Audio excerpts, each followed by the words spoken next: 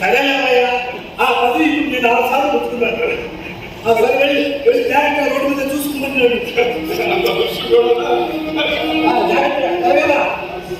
లక్ష్మి లక్ష్మి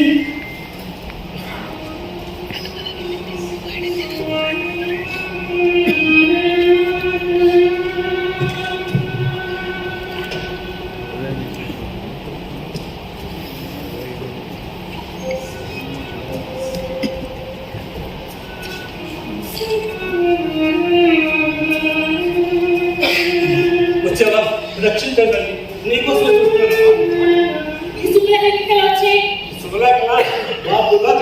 ఆ ప్రసాదాలు దొరికాయి. నీకు సంగతి జాతిలో పోతే అంతే అన్నాడమ్మా. అంటే ఏముంది, విడిచిపెడతాడట. అసలు ఈ శుభలాకి ఎలా వచ్చాయి? ఏ దేవేలను తీసుకొచ్చిందా? చలింగు లేదు, దేవత లేదు, వీటిని తెచ్చినవాడు మనిషేనండి. ఏమిటి నీకు తెచ్చదు మాట? ఆ సుందరం గారు లేరు, ఆయన వేయించుకొచ్చారు. ఎందుకని? ఇక్కడ మన సంబంధం కోసం పట్టుకున్న అవస్థ చూసి అక్కడ వారి తండ్రి గారు సంప్రదించిన మీదట ఆయన అభ్యంతరం లేదన్నట్ట. అందుకని మనందరినీ ఆనందంతో ముంచేయడానికి ఏకంగా శుభలకు అచ్చవేసి వచ్చాడు. సరే, అతగాడు ఎలాగో వస్తున్నాడు కదా, అతన్ని సాక్షిగా పెట్టి ప్రసాదరావు ముందు అన్ని విషయాలు తెలిసేద్దాము. అంత సులభం కాదు బాబాయ్.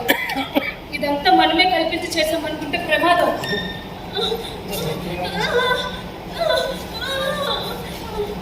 నువ్వేం ఆలోచించు, మేమేమో ఒకటి చేసినాం కదా. నువ్వు గదిలో వెళ్ళి విశ్రాంతి తీసుకున్నావు.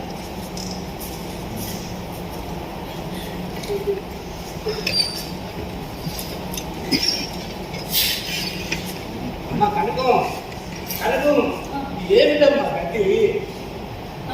ఒక పని చేయండి, ఆ సుందరం గారు వస్తారో రారో మీరే వెళ్ళి అతను తీసుకురండి. అతను కావాల్సిన చేయవచ్చు. త్వరగా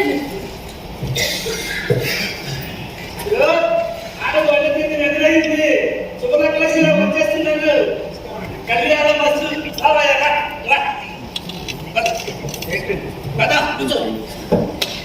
కూర్చోవయ్యా. అయ్యో, ఇది ఇంకా ఇక్కడే వచ్చేది ఏంటి? నేను ఎవరిని సంప్రదించకుండా శుభలగ్నం వచ్చి ఏదో పొరపాటు అయిపోయిందండి. ఆహా, ఎంత చక్కగా చెప్పావయ్యా, పొరపాటు అయిపోయింది అని. ఏం జరిగిందండి? ఏం జరగలేదయ్యా, ఇంటిల్లి బాధలు ఒక దులుపు దులిపి లాయర్ని సంప్రదించడానికి తయారుగా ఉన్నాడు. లాయర్ ఎందుకు? ఎందుకేంటయ్యా? విడాకుల కోసం. ఇప్పుడే వస్తాను. ఎక్కడికి? అల్లుడి గారికి ఈ విషయాలన్నీ నేను చెప్పేస్తాను. మరి నాతో చెప్పాడు, నాకు నోరు కిందగా రాదు. అలా కూర్చో కూర్చో. నువ్వు ఎవరిని సంప్రదించకుండా చేసిన నిర్వాహానికి ఇంట్లో వాళ్ళ ప్రాణాలే కొట్టుకోవడానికి సిద్ధంగా ఉన్నాయి. అవునండి, మీరేం చెప్పినా నమ్మే స్థితిలో లేదండి. పైగా ఇంట్లో వాళ్ళకి పిచ్చి చేస్తకి ఉడికిపోతున్నాడు. మధ్యలో శుభలేఖకి పిచ్చి చేస్తూ అంటే ఇందాక దారిలో చెప్పాను కదా, మన ఆనంద్ అదే కనుక ఆనందం చేష్టలు పిచ్చిగాను అకారణంగానూ కనిపిస్తున్నాయి మీకు.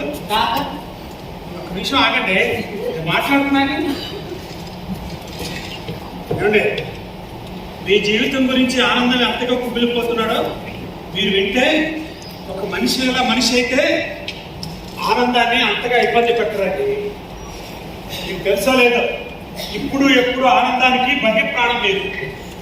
వాడి సుఖం గురించి కాదు వాడు ఆలోచించేది, మీ సుఖం గురించి. అందుకు మీరు ఏదో అభ్యంతరాలు చెప్తున్నారంట, వాడిని సుఖంగా ఉండమంటున్నారంట. ఇది ఎలా సాధ్యమండి? గుర్తుందో లేదో, నేను ఆనాడే చెప్పాను, మీరు చేసిన ఈ త్యాగం ఎలాంటి పరిణామాలకు దారితీస్తుందో అని. ఇదే న్యాయం అండి. నా వల్ల అన్యాయం జరిగితే నన్ను శిక్షించాలి, అంతేగాని మీ వల్ల మోసగించబడ్డవాడు ప్రతీకారం తీర్చుకునే విధానం కూడా మీ ఉద్దేశానుసారమే ఉండాలంటారా? ఇప్పుడు నన్ను ఏం చేయమంటారండి? అంటే పెళ్లి చేసుకోండి.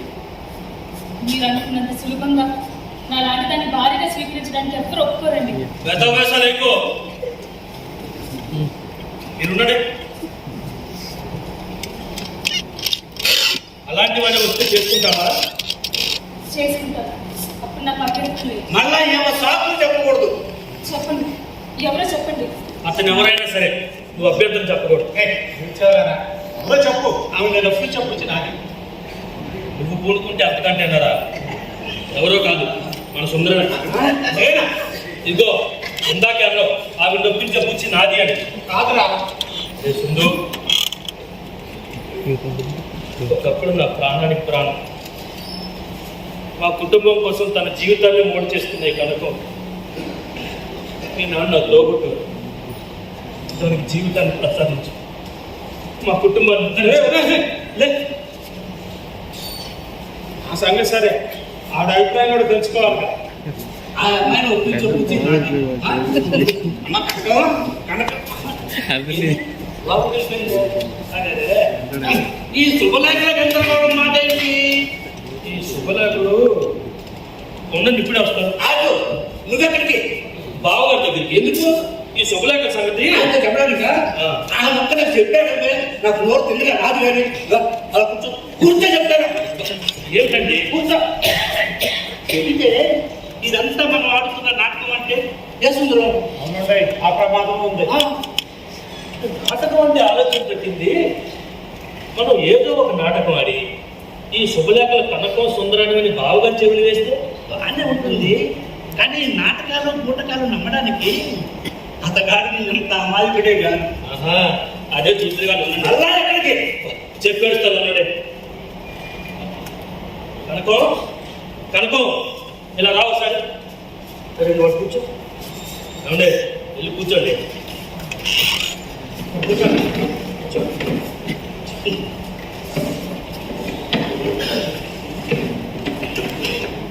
ఇప్పుడు ఇదంతా ఎవరి వల్ల జరిగింది?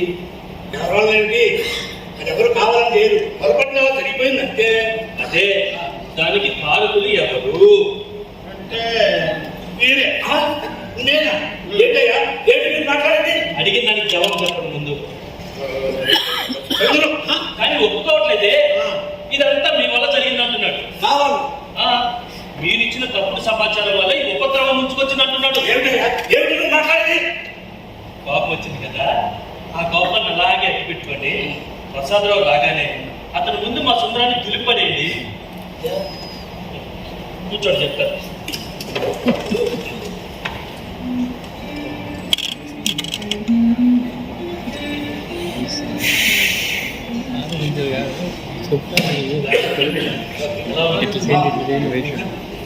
లక్ష్మి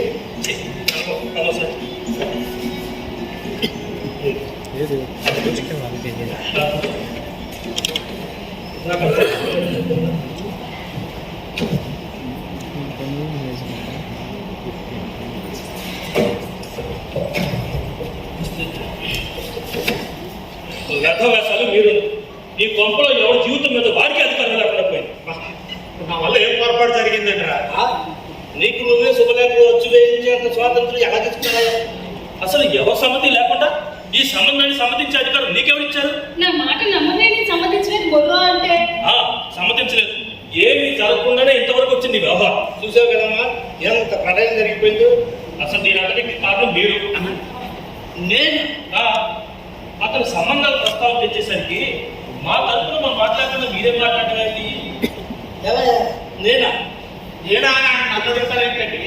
నేను అందరి సమ్మతం మరి తీసుకొని వచ్చానని చెప్పారు కదండి. గొప్ప మర్యాదస్తులు నాకే దిక్కు లేక మా నాన్నగారు వస్తువులు కావడం వల్ల మీ మధ్యవర్తికి అంగీకరించవలసి వచ్చింది. ఇదేంటయ్యా? చాలండి, కమిషన్ తప్పిపడి ఎలాంటి కూడా పైగా చిరకాలం మా ఇంటిని మాలో ఒకరిగా మసలు మీరు వాటిని చెప్పింది అది. ఏం చెప్పారు? దాని పేరు మహాలక్ష్మి. ఏవయ్యా అలా చెప్పానా? అసలు నేను చెప్పింది నీకు గుర్తుందా? గుర్తుందా అంటారేంటి? మీరు చెప్పిన ప్రతి అక్షరం గుర్తుంది. నన్ను అసలు మాట్లాడించారు. పైగా ఎంత వర్ణన! ఈ మహాలక్ష్మి సాక్షాత్తు కనక మహాలక్ష్మి కాదు. ఈ మహాలక్ష్మి సాక్షాత్తు కనక మహాలక్ష్మి అనా? కనకే మధ్యలో పోయింది ఏమిటి? నేను అన్నది అడిగాను. ఈ కనకలక్ష్మి సాక్షాత్తు మహాలక్ష్మి అని. మీరు అలాగే అన్నట్టు గుర్తుంటే నాకు చూసా వస్తున్నాడు, గుర్తు దగ్గరికి వస్తున్నాడు. ఇట్లాంటి పేరు లేదా అటు టకరాయ్యాయి. మరి తండ్రి పేరు ఎలా మారిపోయిందండి? ఏదైనా మార్చేయగలగా ఈ ప్రభుత్వుడు. అవునండి, అది ఘోరంగా మాట్లాడకండి. లేకపోతే తండ్రి పేరు రాసేటా? ఇదేమిటయ్యా? ఇదేంటి ఏమిటి అని నన్ను అడుగుతారేంటండి? ఆ శుభలేఖలో ఉన్న ప్రతి అక్షరం మీరు చెప్పిందే. ఏమంటారు? అలాంటి మర్యాదస్తుని ఇలా అవమానించడం బాగాలేదు. మా తండ్రి గారు వృద్ధులు కావడం వల్ల ఎట్టి పరిస్థితుల్లో నా పెళ్లి జరగాలని పట్టుబట్టారు. వీరికి మా తండ్రి గారికి మధ్య జరిగిన సంభాషణలో రాజశేఖరం గారి పెద్ద కూతురు తన తెలివితేటలతో ఇంటినంతటి నేను చక్కదిద్దుతుంది అని మీరు అంటారు. అలా నేను మధ్యకాలం పోయిందట నీకు. ఏ బాబు, ఈ మధ్యకాలంలో విశాఖపట్నం గారు మహావైవల్సి వచ్చింది దేవుడికి. నేను చెప్పింది అలా కాదయ్యా. రాజశేఖరానికి ప్రాణానికి ప్రాణం, పెద్ద కూతురు లాంటిది అని నేనంటే ఆ లాంటిది కాస్త పీకేసి ఉత్తరకారత్వం అంటూ శుభలేఖల్లో అచ్చు వేసుకొచ్చేస్తావు. అది సరేనండి, మీరు ప్రాణ స్నేహితులు కదా, మీరు చేసుకోబోయే అమ్మాయి అతని చెల్లెలు అవునా కదగొట్టిందా? సరే ఈమె పేరు నీలకంఠ శాస్త్రి. ఏమి? ఈ నీలకంఠ శాస్త్రి గారి పర్యవేక్షణలో కుదిరిన ఈ సంబంధం మా ఆనందానికి చెందిందని నాకు అసలు తెలీదు. మంచి తెలియకపోవడమే. చచ్చా, ఏమిటా పనులు? శుభలేఖలు నీ అంతా నువ్వు వచ్చిపోయించుకోవటం ఏంటి? అదేమన్నా దిక్కులేదు అనుకున్నావా? ఆవిడ దిక్కు లేకపోవటం ఏంట్రా? నేనే దిక్కు లేనివాడిని. మా తండ్రి గారు వృద్ధులు అనాథలు కావటం వల్ల ఎట్టి పరిస్థితుల్లో నా పెళ్లి జరగాలని ఆయన చెప్పారు. వీరికి మా తండ్రి గారికి మధ్య మాటల సందర్భంలో మాకు అభ్యంతరం లేకపోతే మీకు అభ్యంతరం ఉండబోదని ఏకంగా శుభలేఖలు కూడా చూయించుకోవచ్చని మాట వరుస కన్నానయ్యా. అయితే మాత్రం ఇక్కడ విషయాలు ఏమిటో తెలుసుకోకుండా, నిర్ణయాలు జరగకుండా ఈ తప్పుడు తనకు శుభలేఖలు అచ్చు వేయించుకొస్తావు. నేను సమ్మతించిన తర్వాత మీరు తండ్రి గారు కూడా తండ్రి గారు అంటే రాజశేఖర్ గారేనా? అవును, రాజశేఖర్ గారే. చూసారా తెలివితేటలు? ఇందాక చెప్పేనా? మళ్ళీ రాజశేఖరం తండ్రి అట. ఏం బాబు, ఒప్పులో గారు పుట్టారు. జరిగింది ఏదో జరిగింది. మరి శుభలేఖలు ఎక్కడికి ఎలా వచ్చారా? ఎవరికి ఇచ్చావు నువ్వు? ఏరా ఈవిడ గారు. అయితే ఈ శుభలేఖల వ్యవహారంలో నీకు బాగుందన్నమాట. దయచేసి ఏం జరిగిందో చెప్పండి. అంటే ఆమె జరిగిన అవమానం కూడా నన్నే చెప్పుకోమని. అవమానం ఏమిటది? ఇలా ఒకనాడు నీలకంఠం గారు అంటూ వచ్చారు. నీలకంఠం గారి కోసం మనం ఇదేంటి? అబ్బా, నా పోస్టర్ అంతా ఇదే కదయ్యా. ఈ శుభలేఖలు కట్ట నాకు ఇచ్చి డిసెంబర్ 3వ తారీఖున గుర్తమని చెప్పారు. నీలకంఠం గారు మరి కాసేపట్లో వస్తారు, కూర్చోమన్నారు. కాఫీ తెచ్చి ఇచ్చాను. ఇంకా అదే పనిగా నన్ను చూస్తూ కూర్చున్నారు. ఆ తర్వాత అంతకు నేను చెప్పలేదు. అవకతవకలు పనులు చేయడం అంటే వచ్చు. నువ్వు ఆగవయ్యా ఆనందం, నువ్వు చెప్పబోయే సుందరం. ఏముందండి, మహాలక్ష్మి గారు మీరేనా అడిగేది. ఏమిటి సంగతి అన్నారు ఆవిడ. ఆగు, అంతవరకు ఆవిడ చూడటం కూడా జరగలేదన్నమాట. ఆ పరిస్థితి అలాంటిదిరా. నాకు అసలు పెళ్ళే ఇష్టం లేదు. కానీ ఎలాగైనా పెళ్లి జరిపి మా కుటుంబ కోడలను చూడాలని మా నాన్న తాపత్రయం, ఆయన కోరిక తెచ్చాలని నా తప్పన. అలాంటి పరిస్థితుల్లో సర్వమే ఈ నీలకంఠ శాస్త్రి గారి మీద చేశాను. తర్వాత ఏం జరిగింది అంటే చెప్పరండి. ఆ తర్వాత పెళ్లి కూతురు ఆంజనేయులు ఉంటాడయ్యా. అందుకే ఏమా అంతేనా? అవును, ఎవరిని సంగతించి కనుక చేశారో నేను గట్టిగా అడిగాను. దాంతో వేళకోళం అంటూ మాస్టర్గా జవాబిచ్చారు. నా ఒళ్ళు పట్టి వెళ్ళిపోమన్నారు. ఆ తర్వాత నా దారిని వెళ్ళిపోయాను. మరి శుభలేఖలు ఎక్కడెందుకు పంపేశావరా? నీతో పాటు తీసుకెళ్ళకపోయావా? ఆవిడ ఇక్కడే ఉంచమన్నారు. 3వ గంటకి కూడా తెలియకుంటున్నాడు. సరిపోయిందిరా, నీ మానవ నువ్వు వదిలేసి వెళ్ళిపోయావు. ఇక్కడ మహాప్రళయం జరిగింది. అన్నట్టు నీకు పెళ్ళైపోయిందా? ఏమన్నా లేదా, నా పెళ్లి పెళ్ళాలంటే మా నాన్న ఈ లోపు విడిచే వెళ్ళిపోయాడు. స్టాప్ వెళ్ళిపోయారు. ఇవాళ వెళ్ళిపోయారు.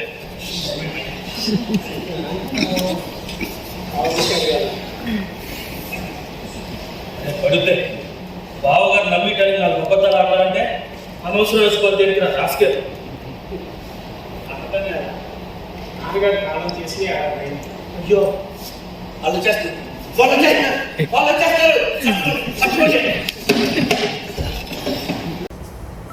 ఏమే శ్రీమతి లక్ష్మీప్రసాద్ రావు. అది సరే, ఆ శుభలేఖలోని రశ్మి నీ పేరు కాదట. ఇదిగో ఈయన్ని మధ్యవర్తిగా ఉంచి ఆమె పెళ్లి కూతురుగా నిర్ణయించుకొని మతి మరుపు వల్ల కనక మహాలక్ష్మికి బదులు మహాలక్ష్మి పేరుతో శుభలేఖలు అచ్చు వేసుకొచ్చారట. నమ్మచ్చా?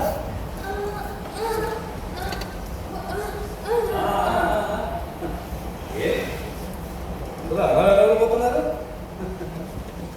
మీకు వచ్చిన కాగితం వాళ్ళు చూపించద్దు, కొంచెం పొందాలా? బాగారు మీరు చిన్న పొరపాటు చేశారండి. ఏంటండి? మరేం లేదు, మీ రిహార్సల్స్లో లక్ష్మిని చేర్చుకోవటం మర్చిపోయారు. మాకు వెనకం ఇక్కడ మీరు చేసే ప్రయత్నం తెలియక పాపం లక్ష్మి శుభలేఖల అసలు విషయం నాకు తెలియజేస్తూ, ఇదిగో ఇప్పుడే నాకు రాసిచ్చిన కాగితం చదవమ్మా.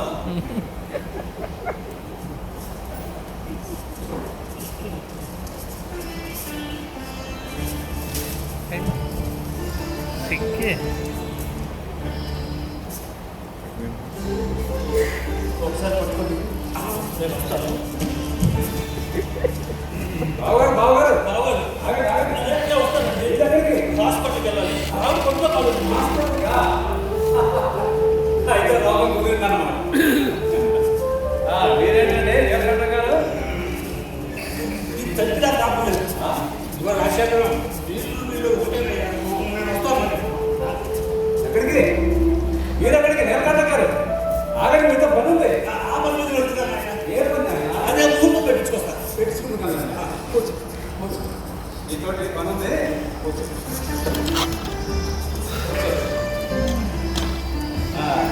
అయితే సుబ్బారావు గారు ఇంత ప్రయత్నం చేయగలరు అంటే అసలు విషయం చెప్తే నేను ఓకే.